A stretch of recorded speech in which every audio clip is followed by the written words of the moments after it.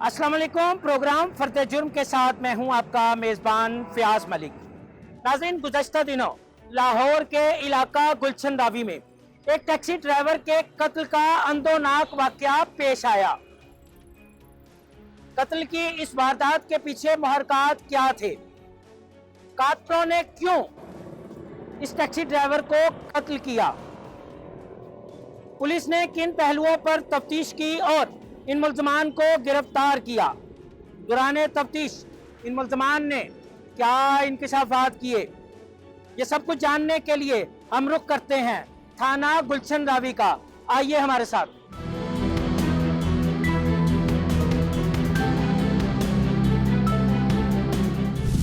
मैं इस वक्त आ गया हूं थाना गुलशन रावी में, जहां हम इंचार्ज इन्वेस्टिगेशन गुलशन रावी से पूछेंगे मुदस्सर कत्ल केस की तफ्तीश के बारे में। हम उनसे ये भी जानने की कोशिश करेंगे कि किस तरह उन्होंने ये ब्लाइंड मर्डर ट्रेस किया, कैसे इस वारदात में मुलविस मुल्ज़मान को गिरफ़्तार किया और दौरान तफ्तीश इन मुल्ज़मान ने क्या क्या इंकशाफात किए हैं। गुलशन रावी के इलाके में 32 साला टैक्सी ड्राइवर का कत्ल की ये वारदात टोटल ब्लाइंड। कातिल कौन नहीं मालूम, कत्ल के पीछे मुहरकात क्या नहीं मालूम। मुल्ज़मान ने जो गाड़ी छीनी उसके 4 टायर गायब, क्यों? किस तरह पुलिस ने तफ्तीश के अमल को मुकम्मल किया?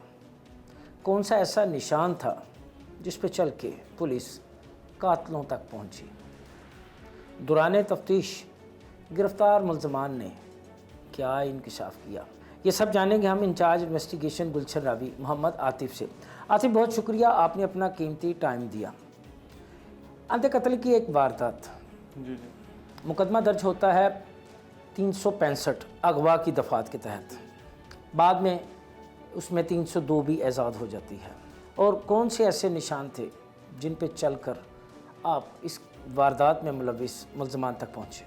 ये होता बेसिकली ऐसी है कि 9 फरवरी की रात को हमारी थाने में एक FIR होती है, जिसका इंसिडेंट कुछ यूँ होता है कि एक फैमिली आती है मून मार्केट टैक्सी स्टैंड पे रात 8:15 बजे के करीब। उनमें एक हस्बैंड एंड वाइफ होते हैं बज़ाहिर, और साथ उनकी एक छोटी सी बेटी होती है।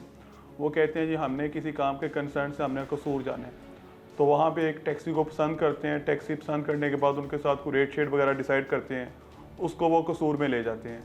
उसके बाद होता क्या है कि जो टैक्सी ड्राइवर होता है उसका जो नंबर है वो बंद हो जाता है, घर वालों के साथ उसका रब्ता नहीं हो पाता। घर वाले परेशानी के आलम में अगवा की हद तक क्या एक जो पर्चा है वो थाना गुलशन रावी में दर्ज करवा देते हैं। हमारे पास जब मामला आता है तो मामले को लुक आफ्टर करते हैं। तो होता क्या है कि जो वो कार के बारे में इंफॉर्मेशन मिलती है कि वो टाउनशिप नर्सरी स्टाफ के पास वो कार खड़ी हुई है, उसके टायर वगैरह खुले हुए हैं। वो जब कार को जाके चेक करते हैं तो उसमें ब्लड के निशानात वगैरह होते हैं। हमें लगता है कि इसमें कोई कारनामा किया गया, कोई ना कोई मामला किया गया। उसके बाद वो जो टैक्सी ड्राइवर है या जो टैक्सी के मूवमेंट को कंफर्म करने के लिए हमारे पास जो जदीद टेक्नोलॉजीज़ हैं उनकी मदद हम ले रहे होते हैं रेगुलर रूटीन की बेस पे। जब सेफ सिटी वगैरह लोकल कैमरास को चेक करते हैं तो पता चलता है कि ये कार कसूर में जाती है, और रात तकरीबन 11:15 बजे के करीब ये कार कसूर से वापस भी आती है। तो जब कार वापस आती है, वापस आने के बाद 10:55 पे वापस आती है और 11:15 पे ये पहुंच जाती है टाउनशिप में। उससे बज़ाहिर 40 मिनट का डिस्टेंस इसमें ज़ाहिर होता है। इतना डिस्टेंस ही होता है कसूर से टाउनशिप आने में। हमें क्लियर हो जाता है कि जो ड्राइवर के साथ इन्होंने वारदात की है वो कसूर में की है, चूँकि रास्ते में इन्होंने इस तरह का मामला को नहीं किया। हम अपनी कुछ टीम्स को कसूर में भेज देते हैं कार की मूवमेंट को कंफर्म करने के लिए, और कुछ जो टीम्स हैं वो वहाँ पे वर्क करना शुरू कर देती हैं। तो आगे जाके क्या इल्म मिलता है कि जो वो टैक्सी ड्राइवर है उसकी जो डेड बॉडी है वो मिलती है कसूर सदर थाने के एरिया से। अच्छा, जो टैक्सी ड्राइवर है मुदस्सर, उसकी आपको लाश मिल जाती है थाना सदर कसूर के इलाके में जी। तो फिर उसके बाद आप तफ्तीश को किस पहलू से देखते हैं? उसका जी जब उसकी लाश मिलती है तो पहले तो हमें लगता है कि वो प्रोफेशनल तरीके से कत्ल किया गया है, लेकिन यहाँ पे दुश्मनी वगैरह उसकी कोई नहीं होती, उसकी दावत किसी के साथ नहीं होती। जो कार के साथ कारनामा किया गया होता है कि कार के जो टायर हैं वो बेसिकली खुले होते हैं टाउनशिप में। उससे हमें एक तो शक जाता है कि इन्होंने पुलिस को ट्रैप करने के लिए इन्होंने टायर को चोरी करके लेके गए हैं कि पुलिस को लगे कि ये चोरी का मामला है। इनकी होगी आपस में कोई रंजिश, लेकिन जब इलाका से कंफर्म करते हैं रंजिश वगैरह कोई नहीं होती, प्योरली ये दोनों चीज़ों को लेके चल रहे होते हैं कि रंजिश ना हो और दूसरा मामला चोरी का मामला ना हो। वो जो मैकेनिक उसके टायर खोलता है उसको हम शामिल तफ्तीश करते हैं, उसको लेके आते हैं, पूछते अच्छा, हैं। आपको इत्तला कैसे मिलती है कि टाउनशिप में गाड़ी खड़ी है? वो जो मैकेनिक होता है जिसने ये टायर खोले होते हैं, अच्छा। वो जब आफ्टर सम आवर बेसिकली वो वहाँ पे कार को लेके आते हैं कि हमने इस्लामाबाद जाना है, मैकेनिक से बार्गेनिंग करते हैं तो हमने नए टायर लगवाने हैं, टायर ओपन करते हैं, वो टायर ओपन करके रिक्शे पर आके ले जाते हैं लेकिन वापस नहीं आते। जब वो उसको शक होता है टैक्सी मैकेनिक को, जो मैकेनिक को शक होता है वो 15 पे कॉल करता है, वहाँ पे कंसर्निंग थाना आता है, कंसर्निंग थाना आके जब वो 15 को कॉल का रिकॉर्ड आता है फिर हमारे पास मालूमात आती है, हम वहाँ पे जाते हैं, कार का PFSA करवाते हैं और वहाँ पे जो ज़रूरी कार्रवाई है वो करवाते हैं। उसके बाद हम इस तफ्तीश को लेके जाते हैं 2 से 3 साइड्स पे। एक साइड हमारे पास कसूर की आ जाती है जिस पे ऑलरेडी वर्क कर रहे होते हैं, दूसरी साइड हमारे पास आ जाती है कि वो टायर लेके जाते हैं रिक्शे में, तो जो रिक्शे में टायर लेके अच्छा, जाते हैं। जब अब मैकेनिक 15 पे कॉल करता है, जी आप मुतलका पुलिस जाती है, फिर आप जाते हैं, तो क्या मैकेनिक को भी आपने शामिल तफ्तीश किया? जी बिल्कुल किया। अच्छा, वही सारी हमें हकाइक बताता है कि हमारे पास आते हैं और ये बात करते हैं कि हमने इस्लामाबाद जाना है तो ये टायर नवे डलवाने हैं, तो ये टायर उतारते हैं, तो कहता है कि वो टायर उतरवा के रिक्शे में रखते हैं और हमारे से कहते हैं कि हम टायर लेके आ रहे हैं, वो जाते हैं वापस नहीं आते। तो मैंने खुद अपने तौर पे 15 पे कॉल की है तो पुलिस आई है, तो ये सारा मामला है। तो वो बज़ाहिर इसमें मुकम्मल तफ्तीश के बाद वो इनोसेंट होता है, उसको कोई किरदार नहीं होता। हमारी जो डायरेक्शंस है वो 2-3 आ जाती हैं, कसूर आ जाता है, एक वो रक्षा आ जाता है, जिस रक्षे में वो टायर जाते हैं हम रक्षे का जो फुट वर्क शुरू कर देते हैं, जो लोकल कैमराज़ हैं, CCTV कैमराज़ हैं, उसके डायरेक्शंस को हम कंफर्म करते करते ठोकर के पास चले जाते हैं।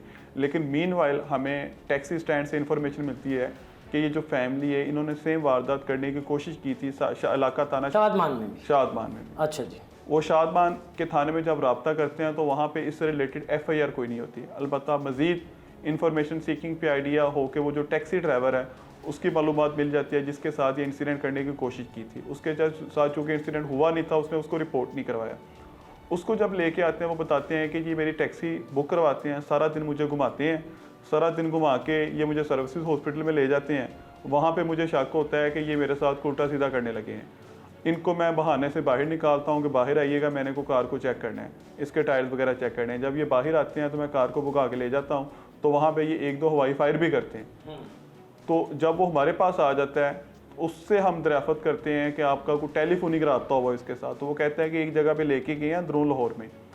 टैक्सी को मैं आगे ले जाता हूँ उसको स्कोर प्लेस पे लगाने के लिए, जब बाहर आते हैं मेरे से टेलीफोनिक रब्ता करते हैं। अब ये हमारे लिए एक बहुत मेन क्लू होता है कि उसका टेलीफोनिक रब्ता। अच्छा, इस दौरान कुछ स्केचेस वगैरह भी आपने बनवाए? बिल्कुल। वो क्या था, वो ज़रा बताएं आप। स्केचेस बेसिकली इसमें था कि जो टैक्सी स्टैंड पे 2-3 ड्राइवर थे उनको हम लेके गए थे स्केच बनवाने के लिए। इसमें जो बेसिकली तो मकतूल था जिसने एक्यूरेट आइडेंटिफाई करना था, लेकिन वो मौके पे था नहीं। जो टैक्सी ड्राइवर टैक्सी स्टैंड पे अदर ड्राइवर थे उनका अपने काम में इंटरेस्ट होता है, तो स्केचेस बनवाए थे लेकिन वो ज़्यादा यूज़फुल साबित नहीं हुए। और वो जो मैकेनिक ने स्केचेस में आपकी मदद की? जी, वो मैकेनिक ने भी स्केच बनवाया था, वो इतना सिमिलर वो भी नहीं हुआ। अलबत्ता वो हेयर स्टाइल वगैरह उसने काफ़ी हद तक उसने बताया था कि वो इस तरह का था, लेकिन रात का टाइम था, मैकेनिक भी बेसिकली इस तरह की इनकी ऑब्जर्वेशन नहीं होती, उसको लेके गए हैं, 2 टाइम्स लेके गए हैं। तो वो जो स्केचेस थे वो बनाए हुए थे लेकिन वो बहुत ज़्यादा कारआमद थे। अच्छा, इस दौरान अब तफ्तीश आपकी आगे रुक गई टेलीफोन नंबर्स पे। जी, उन नंबर्स को कैसे तलाश किया आपने? उसका अब होता है कि वो बताता है कि जी मेरे साथ ये इंसिडेंट 14 से 15 दिन पहले हुआ है। वो कहता है जब इंसिडेंट होता है तो मैं फ़लाने बंदे को कॉल करता हूँ तो ये गेम हुई है। हम उसकी CDR लेते हैं, वो टाइम चेक करते हैं, उस टाइम में उस बंदे के साथ रब्ता हुआ होता है, फिर हम वो 3-4 घंटे जो होते हैं उसके मुकम्मल 3-4 घंटे पे वर्किंग करते हैं। ड्राइवर के बकौल उसे इनकमिंग कॉल आती है, इनकमिंग कॉल टोटल 5 निकलती हैं उन 3 से 4 घंटों में। वो 5 कॉल पे वर्किंग करके एवेलुएट करते हैं, तो उनमें से एक नंबर इनका ही होता है जिन्होंने इस तरह की हरकत की होती है, वारदात की होती है। फिर हमारे पास एक तो था क्लू आ रहा था कि हम ठोकर के करीब जा रहे थे वाया रक्षा की ट्रैकिंग से, और दूसरा मोबाइल फ़ोन आता है, तो मोबाइल फ़ोन की लोकेशन भी उसी साइड पे आ रही होती है जिस साइड पे रक्षा की लोकेशन जा रही थी। तो उसके बाद फिर हम अपने जो लोकेटर्स वगैरह साथ लेते हैं और जाते हैं वहाँ पे। अल्हम्दुलिल्लाह जिन्होंने इस तरह का काम किया था उनको जी हम सफाक हरकत की थी, उनको वहाँ से फिज़िकली अरेस्ट करते हैं, वहाँ से लेके आते हैं। अब इसमें मसला ये आता है कि इसमें जो मुल्ज़मान होते हैं वो नामालूम होते हैं। अब जस्टिस का सिस्टम होता है कि जब मुल्ज़मान नामालूम है तो उनकी आप आइडेंटिफिकेशन अपडेट करवाएं। तो for the sake of purpose और you can say for the pure intention to the punishment to the accuse person हम उन्हें आइडेंटिफिकेशन प्लेट के लिए बंद करते हैं। उनकी एक्यूरेट आइडेंटिफिकेशन होती है, उनके बाद हम उनको शनाख्त के बाद वापस लेके आते हैं। यहाँ पे उनका फ़िज़िकली रिमांड लिया जाता है और फिज़िकली रिमांड के दौरान वो सारी जो चीज़ें हैं उनको एडमिट भी करते हैं और साथ में जो उन्होंने टायर वगैरह भी उनके फ्लैट में थे, टायर भी उनके रिकवर हो जाते हैं। अच्छा, ये वारदात करने वाले जो हैं मर्द और ख़ातून हैं, क्या ये मियाँ बीवी हैं? जी, ये बेसिकली मियाँ बीवी तो नहीं है, लेकिन ये लिविंग रिलेशन में थे एक दूसरे के साथ पिछले तकरीबन 1 साल से। इसमें जो वाइफ है उसकी अपने हस्बैंड से डिवोर्स हो चुकी थी। उनकी एक बच्ची उनके हस्बैंड के पास थी और दूसरी बच्ची इसके पास थी। अच्छा, मुल्ज़मान के नाम क्या हैं इन दोनों के? इसमें जो मेल होता है उसका नाम मोहम्मद आदिल होता है, उसकी कुछ 30 से 32 साल उम्र होती है, और जिसमें फ़ीमेल होती है उसका नाम ताहिरा बीबी होता है। अच्छा, इसमें एक बच्ची का भी किरदार है, वो क्या है? बच्ची बेसिकली बहुत टीन एज में होती है, उसकी 5 से 6 साल उम्र होती है, और बच्ची का किरदार इतना है कि नॉर्मली जब टैक्सी स्टैंड पे हम लेके जाए ना टैक्सी, तो उनकी बाकायदा क्वाइफ लिए जाते हैं, CNAC वगैरह लिया जाता है, उसकी मुकम्मल सिक्योरिटी के साथ ड्राइवर जाता है। लेकिन जब फैमिली होती है तो हमारा पाकिस्तान का कल्चर इस तरह का है कि हम नॉर्मली जो भी बंदा उसको वेरीफाई नहीं कर रहा होता कि फैमिली के साथ बंदा मूव कर रहा है। उस बच्ची की वजह से वो जो मकतूल हैं टैक्सी दूसरे ड्राइवर से, उन्होंने उसको एज अ फैमिली ही ट्रीट किया है। लेकिन उसकी 4-5 साल उम्र होती है और उसको फिर उसके जो फादर होते हैं उसके हैंड ओवर कर दिया जाता है, उसको बुलाया जाता है, उसको उसकी बहन के पास, उसके अच्छा वालिद के पास। ये जो आपने पकड़े मर्द और ख़ातून को पकड़ा है, जिसमें ताहिरा और मोहम्मद आदिल हैं, क्या ये सबका रिकॉर्ड याफ्ता है? इन्होंने पहले भी कोई वारदातें की हैं इन 2 वारदातों के अलावा? नहीं, इनका साबका रिकॉर्ड तो नहीं होता, लेकिन जब तफ्तीश करते हैं तो उनकी 3 से 4 इनके चोरी के केसेस सामने आते हैं, जो 2-3 इन्होंने अपने रिलेटिव्स के घर में, अपने घर में किए होते हैं, और एक इन्होंने वो झपट्टा मार के मोबाइल छीना होता है टाउनशिप के एरिया में, लेकिन उसका भी पर्चा नहीं हो पाता, इसीलिए इनका जो साबका रिकॉर्ड है वो नहीं होता। अच्छा, क्या समझते हैं दौरान तफ्तीश इन्होंने क्या इंकशाफ किया? जब आपने इनसे इस वारदात के बारे में पूछा तो क्या बताया इन्होंने यही बोला है कि जी उस वक्त हमारा जो प्लान था वो प्योरली ये टायरों की चोरी ही था, इसके अलावा हमारी ना तो वो ज़ाती रंजिश थी ना कोई और मामला था। तो इन्होंने जी उसको टायरों की चोरी के लिए ये अपना जो सफाक मनसूबा है उसको इस हद तक लेके चले गए हैं कि एक बिल्कुल यंग सा टैक्सी ड्राइवर था। टायर चोरी के लिए, टायर छीनने के लिए एक जवान आदमी को, 35 साल के शख्स को कत्ल कर दिया। क्या आप समझते हैं कि ये मुहरकात ठीक हैं?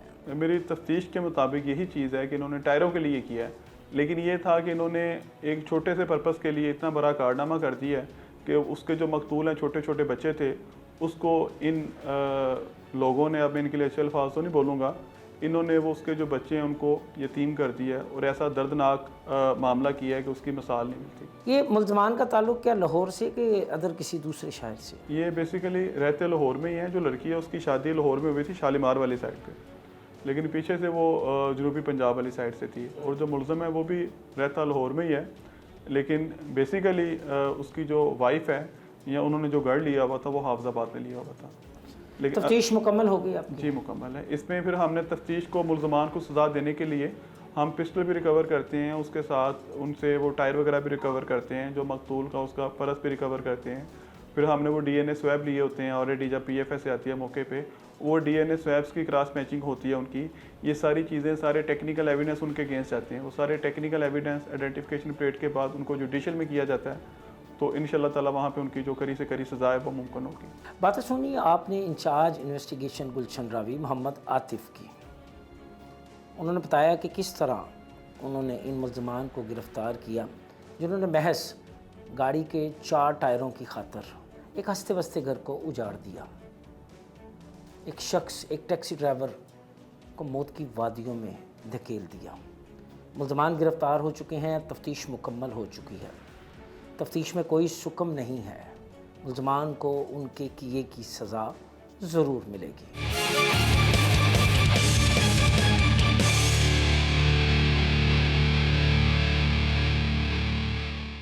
आपने बातें सुनी इंचार्ज इन्वेस्टिगेशन गुलशन रावी मोहम्मद आतिफ़ की। उन्होंने बताया कि किस तरह उन्होंने अंधे कत्ल की इस वारदात को ट्रेस किया और कैसे मुल्ज़मान को गिरफ़्तार किया।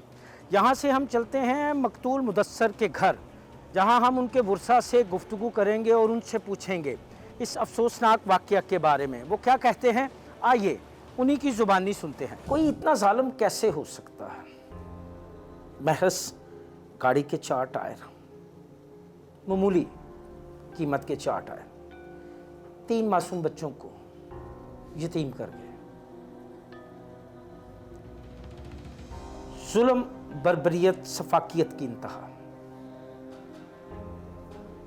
घर से निकला 3 मासूम बच्चों का बाप से मिलकर, बच्चों को प्यार करके, घर वालों का हाल अहवाल पूछकर उनका पेट पालने के लिए, मजदूरी के लिए। लेकिन उसे क्या मालूम था कि वो दोबारा घर वापस नहीं आएगा। मेरे साथ मौजूद हैं मकतूल मुदस्सर के वालिद साहब, जिन्होंने जवान बेटे का दुख उठाया। आंखें आज भी नम हैं। बेटे की याद रोज़े अव्वल की तरह ताज़ा है। यूँ तो इस वाक़े को कई माह गुजर गए, लेकिन महसूस ऐसे होता है कि जैसे अभी ये कल का वाक़या है। इन्हीं से बात करने की कोशिश करते हैं, इन्हीं से पूछते हैं ये क्या कहते हैं। बड़ा गम है, अल्लाह ताला आपको सब्र जमील अता फरमाए। औलाद का गम सारी ज़िंदगी इंसान नहीं भूल पाता। बेटे को हाथों में खिलाया, जवान किया, उसको आपने आपके बुढ़ापे का सहारा था, लेकिन चंद पैसों की खातिर दरिंदों ने उसे मौत की वादी में धकेल दिया। क्या कहते हैं आप इस पे? बस साढ़े तो इंसाफ किया जाए, उनको कतल किया जाए, उनको जिस तरह उन्होंने किया उस तरह वो होए। हाँ जी, तो हमारे तो बेटा वापस नहीं आ सकता। कितने बच्चे हैं आपके? मेरे 5 बेटे हैं। 5 बेटे। हम बहुत मुदस्सर सबसे बड़ा था? नहीं, इससे बड़ा था। इनसे बड़ा था। कितने नंबर पे था? वो 4थे नंबर। 4थे नंबर पे था। तो 3 बच्चे उसके छोटे छोटे बच्चे ने। दोवें मियाँ बीवी पढ़े लिखे रहे, भी काम किया इन्हें मियाँ ने भी। सऊदी अरब रह गया है उत्थे, उतों बस कोरोना ही जो वापस आ गया। अच्छा, जिस दिन ये 7 साल तो गड्डी चला रहा है, कोई नवा नहीं हैगा। बड़ा वो टैलेंट है वो मुड़े का, जितने सारे टैलेंट ही होता। हाँ जी, इतना अच्छा, जिस दिन ये वाकया पेश आया, जिस दिन बेटा घर से निकला था, क्या कह के निकला था आपसे? बस वो बच्चे को डाकदा भाई, एक बच्चे को साथ लेके आया, कहता मैं कसूर जा रहा, मैं उन्हें मना किया, मैं तेन मैं बड़ी दफा मना किया रात की सवारी ना लैके जाएगा। तो वाकई रात की मर्द नहीं करता होंगे, फैमिली कोई होनी तो वो लै जानी। वो फैमिली वेख के वो फैमिली वेख के लैके गया कि मियाँ बीबी ने चलो कोई गल नहीं, लेकिन उस ये तो नहीं ना पता कि इन्हें कोई असला है। वो जी औरत है नाल वो बुरके दे विच असला रखती। हाँ जी, तो कार्रवाई पाते हैं इस तरह। पुलिस ने आपके मुलजम को पकड़ लिया, पकड़िया। क्या मुतालबा करते हैं अरबाब इख्तियार से, वक्त के हुक्मरानों से? बाबे इख्तियार से दसी है जिस तरह वो होया इधर भी होना चाहिए। इन्होंने दोनों नाल ही, एक नाल ही, दोनों ही ने, मर्द भी तो औरत दोनों ही। बेटा लाडला, बेटे होते तो वैसे लाडले हैं, लेकिन कुछ सबसे लाडला था। शरारतें आपके साथ करता था? बिल्कुल। अजब बेरबत से अल्फाज में मैं एक बाप से उसके बेटे की जुदाई के बारे में पूछ रहा हूँ, और बाप भी नम आँखों के साथ, आंसुओं की झड़ी के साथ अपने बेटे के बारे में बता रहा है। आंसू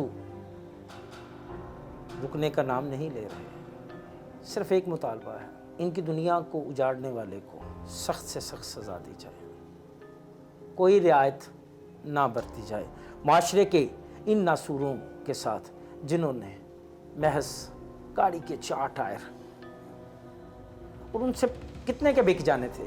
10,000, 20,000, 50,000। 3 मासूम बच्चों को यतीम कर दिया। मकतूल मुदस्सर के वालिद की गुफ्तगू तो आपने सुनी। भाई की जानिब चलते हैं। भाई जो बाजू होते हैं एक दूसरे का, उनसे पूछते हैं उनके भाई के बारे में। क्या नाम है आपका? मेरा नाम अदनान। अदनान, अदनान, आपसे बड़े थे मुदस्सर? जी, मुझसे 2-2.5 साल बड़े थे। 2-2.5 साल बड़े थे। दोस्ती वाला रिलेशन? दोस्ती वाला। क्या था उस दिन, क्या हुआ, कुछ ज़रा बताएं, अपने भाई के बारे में बताएं। 9 तारीख को रात को आए हैं ये 8:15 बजे स्टैंड पे, साथ इसके औरत और साथ में बच्ची, मतलब फैमिली के रूप में ये आए थे। तो मैं वहीं पे था, मैं भी गाड़ी चलाता था भाई के साथ अव्वल टाइम, वैसे मैं काम भी दूसरा भी करता हूँ। तो ये आके इसने पहले गाड़ियाँ सिलेक्ट की हैं कि कौन सी गाड़ी अच्छी है। हमारे में ज़हन में यही था कि पता नहीं इन्होंने शादी के फंक्शन के लिए गाड़ी करानी है और ये गाड़ी देख रहा चारों तरफ कि गाड़ी की कंडीशन क्या है। अब हमें नहीं पता कि इसके दिल में क्या था। भाई ये बाइक को लेकर चला गया और उधर जाके इन्होंने ये अपना काम कर दिया। मुदस्सिर आपसे बड़े थे? जी जी। तो आपका और उनका क्या, कैसे ताल्लुक़ था, क्या दोस्ती हमारा तो वाला दोस्तों वाला था, हम लड़ते भी थे, प्यार में बदी बहुत था, झगड़ते भी थे, मतलब दोस्तों जैसा था हमारा माहौल। भाई की जुदाई का एक ज़ख्म है जो हाँ जी। सारी ज़िंदगी नहीं पड़ेगा। नहीं, तो दुख सुख की बातें भी करते होंगे आप अपने भाई के साथ? जी जी करते हैं। दुख तो भाईजान बहुत हमें, और ये सारी ज़िंदगी रहना है। दुख जब हम घर जाते हैं, उनके बच्चों को देखते हैं, फिर ज़्यादा रोना आता हमें कि क्या एक इंसान रोज़ी कमाने के लिए गया है। तो आपके भाई सारी ज़िंदगी बाहर फॉरेन कंट्री में रहे हैं? पहले हाँ जी सऊदी अरब में रहे हैं, उधर भी यही काम करते थे, गाड़ी चलाते थे। अच्छा। फिर जब ये लॉकडाउन लगा था, हालात उधर ख़राब हो गए थे, स्कूल बंद हो गए थे, तो फिर ये पाकिस्तान आ गए। फिर पाकिस्तान आके इन्होंने ऊबर चलाई है तकरीबन 2-2.5 साल। फिर ऊबर के बाद फिर ये गुलशरा स्टैंड है, यहाँ पर शुरू हो गए थे काम करना, और काफ़ी 4-5 साल से काम कर रहे थे इधर। तो क्या मुतालबा करते हैं आप? हम मुतालबा यही करते हैं कि देखें एक इंसान गया रोज़ी कमाने, ना उसकी कोई दुश्मनी है इनसे, ना कोई लेना देना है, और इनको जैसे इसने उधर उसको मार के फेंका है दरिंदगी की तरह, और वैसे ही इसके साथ हो, फिर जाके हम वो छोटे छोटे बच्चे हैं उनको इंसाफ मिलेगा। पुलिस ने आपके मुल्ज़मान को पकड़ लिया है, जी जी। तफ्तीश मुकम्मल हो गई है, क्या आप पुलिस की तफ्तीश से मुतमिन हैं? जी हाँ, हम मुतमिन हैं। पुलिस ने हमारे साथ हर तरह का तावन किया। ये आतिफ साहब है, इन्होंने जिस दिन हमें ये इत्तला मिली है उससे अगले दिन उन्होंने कोई कसर नहीं छोड़ी, मतलब मुजरम तक क्या जाने की। मुतालबा करते हैं? मुतालबा सर यही है कि बस इसको सख्त से सख्त सज़ा हो इस लड़के को और उस औरत को, क्योंकि ये एक गैंग है कि इनको इस दुनिया से ख़त्म कर दे ताकि कल को ये किसी और को नुकसान ना पहुँचाए। हमारा मुतालबा ये है, कोई इमदाद नहीं चाहिए, किसी किस्म की नहीं, कोई मदद नहीं चाहिए, एक ही मुतालबा है, इंसाफ चाहिए। क्योंकि आज हमारा घर इन्होंने ख़राब किया, कल किसी को और का करेंगे। ऐसे इंसान को दुनिया से उठा लेना चाहिए। जिस तरह इन जालमों ने मकतूल मुदस्सर को मौत की वादियों में उतारा है, इन्हें भी इसी तरह कानून के मुताबिक सख्त सज़ा दी जाए, ये कहना है मकतूल मुदस्सर के भाई का।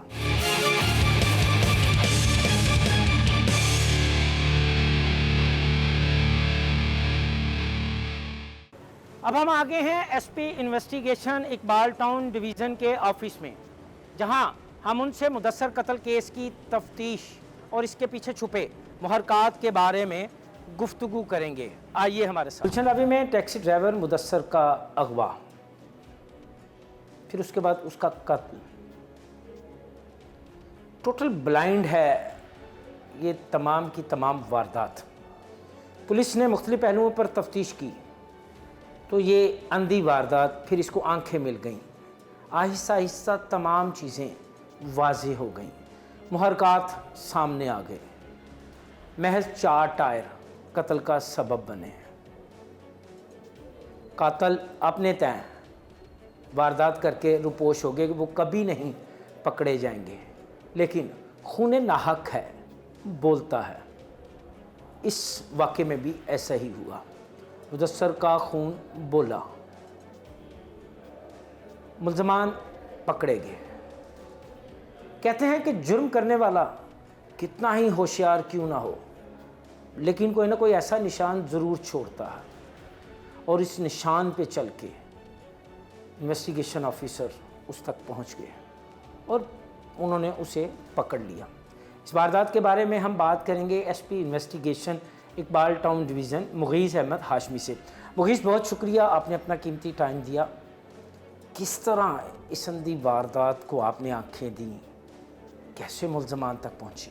काफ़ी एक चैलेंजिंग केस था जब ये रिपोर्ट हुआ, इनिशियली ये एक अगवा का केस था, तो अगवा का केस भी हमारे लिए काफ़ी परेशान कौन होता है, उसमें ग्रेविटी उसकी होती है और हमें खदशा यही होता है कि इंसानी जान जो है वो किसी बड़े नुकसान का शिकार ना हो जाए। जब हमने अगवा की तफ्तीश स्टार्ट की तो रवायती तरीक़ों से ही हमने उसको चेक करना शुरू किया, मुख्तलिफ़ पहलुओं से हमने इसको चेक किया। परेशानी हमारी उस वक्त बढ़ गई जब हमें एक और 15 कॉल दूसरी डिवीज़न से मौसूल हुई, जहाँ पे मगवी के इस्तेमाल ज़ेर इस्तेमाल जो गाड़ी थी वो रिपोर्ट हुई हमें एक वर्कशॉप के बाहर खड़ी हुई। फौरी तौर पे मैं इंचार्ज और दीगर टीम्स हमारी वहाँ पे पहुँची, तो गाड़ी में शीशे टूटे हुए थे और गाड़ी में काफ़ी खून था, जिससे हमें अंदाज़ा हो गया था कि शायद कोई नुकसान इसमें हो चुका है। दो कि हम बड़ा जल्दी रिस्पॉन्ड कर रहे थे, लेकिन जो है वारदात हमें महसूस हुआ कि वो हो चुकी है। लेकिन हमारे पास अभी तक मगवी के कोई सुराग नहीं था, उसको ले जाने वाले कौन लोग थे उनके बारे में भी इंफॉर्मेशन नहीं थी। मल्टीपल टीम्स हमने कॉन्स्टिट्यूट की, जो मुतई फैमिली थी, भाई था मगवी का, वो हमारे साथ बहुत ताउन करते रहे, हमें उनकी सपोर्ट हासिल रही, उनसे हम सारी इन्फॉर्मेशन शेयर करते रहे। हमारी टीम्स ने सेफ सिटी का रुख किया, वहाँ से शहर के दाखिली खारजी रास्तों पे जो लगे कैमराज हैं उनका एनालिसिस हमने स्टार्ट कर दिया फ़ौरी तौर पे। साथ हमने जो उसके ज़ेर इस्तेमाल फ़ोन था मगवी के, उसके बारे में इंफॉर्मेशन लेनी शुरू की। हमें ये लीड मिली कि गाड़ी लाहौर से बाहर मूव करके गई है कसूर की तरफ। जब हमने अपनी टीम्स के ज़रिए उसका एनालिसिस किया तो वो एक रूटीन का जो टाइम होता है वही मूवमेंट का टाइम था। यानी आपने तमाम रिकॉर्ड जो था उसको कंपाइल किया, इकट्ठा किया, कोई पहलू नहीं छोड़ा आपने, तफ्तीश कसूर तक चली गई, फिर उसके आगे से कसूर तक जब तफ्तीश हमारी चली गई उसके बाद हमने वहाँ की अनआइडेंटिफाइड बॉडीज़ की डिटेल लेने की कोशिश की, और हमें वहाँ पे पता चला कि वहाँ पे एक अनआइडेंटिफाइड बॉडी रिसीव हुई उन्हें, जिस पे उन्होंने अपनी एक कत्ल का पर्चा भी दर्ज कर लिया था नामालूम मुल्ज़िमान के ख़िलाफ़। जब वो हमारे केस का ही मगवी निकला तो हमने उस पर्चे के इखराज की उनसे दरख्वास्त की, और हमारे पास जो तफ्तीश थी उसी में हमने 302 का सेक्शन 365 में अब आपने 302 को इजाद कर दी। अच्छा सर, ये उसका पहला हिस्सा था जो हम मगवी की तलाश तक जो हमने कंप्लीट किया। दूसरा था मुल्ज़िमान तक पहुंचने का।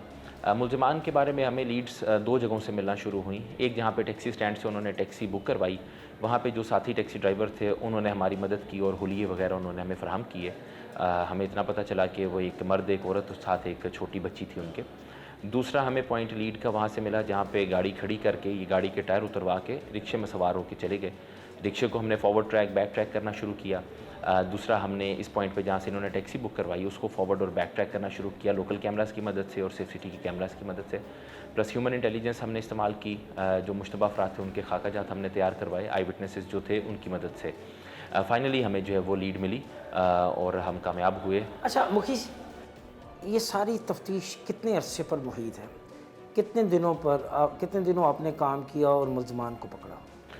जो हमने सबसे ज़्यादा काम मैं कहूँ तो वो पहले इब्तदाई 24 से 48 घंटों में हमने काफ़ी काम किया, जिसमें हमें आइडेंटिटी जो है वो अवेलेबल हो गई थी मुल्ज़िमान की, उनके चेहरे, उनका ड्राइविंग लाइसेंस वगैरह ये सारी डिटेल हमने उससे ले ली थी।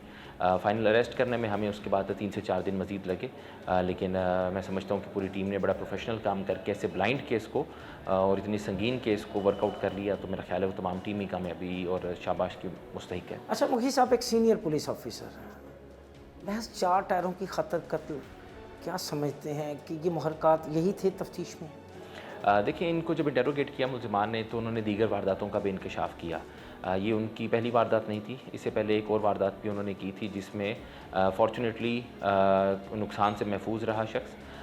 इन्होंने फायर किया लेकिन वो महफूज रहा। इनकी जो साइकोलॉजी थी वो बिल्कुल डिफरेंट थी। गाड़ी पूरी इनके पास मौजूद थी, लेकिन ये मुल्ज़िमान गाड़ी ले जाने के बजाय अपने उसी रवायती तरीके पे ही कायम रहे और इन्होंने सिर्फ गाड़ी के जो टायर हैं वो उतारे। इनकी जो प्रोफाइल अगर आप देखें क्रिमिनल्स का तो वो थोड़ी डिस्टर्ब्ड फैमिली के दोनों हैं।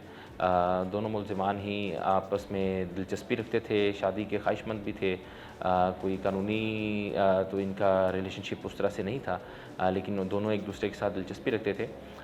और दोनों में मैं कहूँ कि ये क्रिमिनल एलिमेंट टेंडेंसीज़ मौजूद थी। और सबसे इम्पॉर्टेंट चीज़ है लालच है जो इंसान को क्राइम की तरफ ले जाता है। वो पहलू भी इनमें काफ़ी नुमाया नज़र आया। मुखिस, पहले वारदात होती थी तो पता चलता था उसके पीछे कोई बड़ा रीज़न है, कोई बड़ी रकम है, कोई तलाई जेवरात, कोई ऐसी चीज़। ये छोटी छोटी चीज़ों की खातर इंसान को मौत की वादियों में उतार देना, किस जानिब क्या है ये, क्या समझते हैं आप बहैसियत पुलिस ऑफिसर? बिल्कुल ये चीज़ें, एक तो हम इसमें ये भी फैक्टर रखें कि क्राइम जो है वो आइसोलेशन में नहीं होता। क्राइम और क्रिमिनल सोसाइटी का हिस्सा है और ये सारा उसी मल्टीपल फैक्टर्स हैं जो उसको शेप कर रहे होते हैं, क्रिमिनल बिहेवियर को शेप कर रहे होते हैं। तो अनएम्प्लॉयमेंट इसमें फैक्टर आ जाती है। अनएम्प्लॉयमेंट के अलावा एडिक्शन जो है, मंशियात की लानत, उसका शिकार अफराद जो हैं, तो इस वजह से क्राइम की डायनामिक्स भी चेंज हो रहे हैं। प्लस रिपोर्टिंग मैकेनिज़्म इसका जो है वो over the period of time evolve हुआ है, वो इजी रिपोर्ट होता है। क्राइम पहले भी इस तरह से होते थे, अब ज़रा वो बेहतर तरीके से रिपोर्ट हो जाते हैं, बेहतर तरीके से आर्टिकुलेट होते हैं, तो ये भी हमें महसूस होता है। लेकिन ये फैक्टर बिल्कुल मौजूद है और ये चीज़ ये रिफ्लेक्ट करती है कि ह्यूमन साइकी से बिल्कुल डिफरेंट है क्रिमिनल साइकी। ह्यूमन साइकी के लिए शायद ये अमाउंट किसी की जान लेने का कोई जवाज़ नहीं है, लेकिन जो क्रिमिनल माइंड है वो बिल्कुल डिफरेंटली ऑपरेट कर रहा होता है। तो उसके लिए सिर्फ उसका वो बेशक छोटी अमाउंट हो, उसका गोल सिर्फ उतना ही होता है और यही वजह है कि हमें बहुत मुहतात रहना चाहिए। क्राइम जो है वो ज़रूरी नहीं कि अगर आपके पास अमाउंट बड़ी है तो ही आप वल्नरेबल हैं। क्रिमिनल साइकी को देखते हुए आप किसी भी वजह से टारगेट हो सकते हैं, आप अगर अपने मामलात में वो प्रिकॉशन, वो सेफ्टी अगर नहीं आप ले रहे। अगर हम इस वारदात को देखें और इसके पीछे जो छुपे मुहरकात हैं उसको देखें तो क्या ये कहना बेजा ना होगा कि मुआशरती बेहिसी अरूज पर है? इस तरह के केसेस जब हम देखते हैं तो हम ये कह सकते हैं, क्योंकि ये केसेस को अंडरस्टैंड करने वाला या उसकी तह तक पहुंचने वाला शख्स किसी और नतीजा पे पहुंच नहीं सकता। तो आपकी ये ऑब्जर्वेशन जो है क्रिमिनल्स और इस तरह के ऑफेंसेस की हद तक जो है वो बिल्कुल दुरुस्त है। कैसे ऐसे वाक़यात से बचा जा सकता है? इसमें आप इस तरह के वाक़यात पे आप रिस्क पे तो हैं जब आप ऑपरेट कर रहे हैं, आप किसी भी शोबे से ताल्लुक़ रखते हैं, उसमें आप ये है कि आप अपने मामलात में ट्रांसपेरेंसी रखें। हमारी पहले भी जिस तरह डिस्कशन हो रही थी कि आपकी मूवमेंट है, आप लेके जा रहे हैं तो आप ट्रस्ट कर लें, थोड़ा सा आप कवायफ नोट कर लें। आपके साथी जो पैसेंजर्स हैं, किसी को किराएदार पे आप अगर गाड़ी दे रहे हैं या आप कोई सवारी बिठा रहे हैं या आप किसी को घर या बिल्डिंग किराए पे दे रहे हैं, तो आप जो है वो थाने पे ज़रूर उसकी, हमारे जिस तरह के SOPs भी हैं कि उसका इंदराज करवा लें, उसकी वेरिफिकेशन करवा लें। अनजान रास्तों पे आपको लेके जा रहे हैं या आपको कोई ऐसी चीज़ महसूस हो रही है तो आप तरीके से उसको फौरी रिपोर्ट करें, 15 कॉल करें। किसी वीरान जगह पे ना लेके जाएं, आप पैसेंजर्स को लेके अगर जा रहे हैं, और आप कोशिश करें कि आप वो रास्ते लें जो रशी हैं, और अगर आपको कोई चीज़ भी मशकूक गुजरती है तो फौरी तौर पे आप उस सिचुएशन से निकलने के लिए अपने इर्द गिर्द जो लोग मौजूद हैं उन तक ज़रूर ये बात पहुंचाएं कि आप किसी मुश्किल में हैं, ताकि आप अगर रिपोर्ट करने की पोजीशन में नहीं है तो कोई और शख्स कोई मशकूक चीज़ समझते हुए पुलिस को रिपोर्ट कर दे। बातें सुनी आपने SP investigation Iqbal Town division Mugheeth Ahmed Hashmi की। उनका कहना है कि अपनी जान की हिफाजत करें। ऐसे वाक़यात से बचने के लिए ज़रूरी है कि कानून की जानिब से, पुलिस की जानिब से जो हदें मुकर्रर की गई हैं उन हदों को क्रॉस ना करें। गैर मुतल्लका अफराद के थाने में अंदराज कराएं और ऐसा कोई भी शख्स जिसकी हरकत व सकनात मशकूक हों उसके बारे में पुलिस को फौरी इत्तला करें।